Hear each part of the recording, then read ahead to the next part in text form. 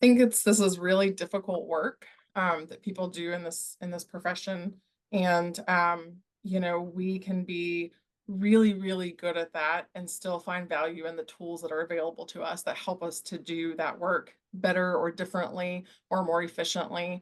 And so, I think that the opportunity in front of us with AI shows up in a number of ways.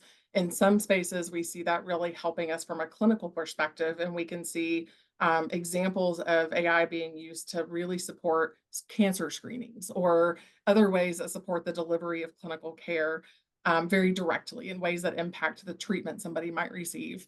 In other ways, we see AI really supporting the administrative processes that surround care. And so I think regardless of how you're looking at that or exploring it or kind of where you sit in healthcare, there are tools that help us to do our work.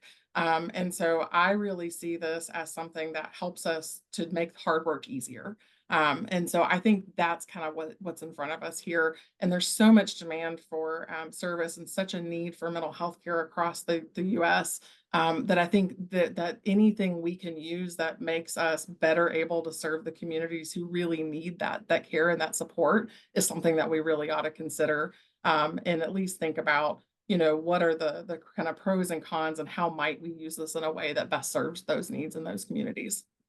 It's hard to pay really precise attention every moment with a patient. I need all the help I can get. I think a more immediate opportunity here is how can we get this software to do the grunt work that none of us want to do? I know some very brilliant therapists that truly are artists. They are still two-finger typists.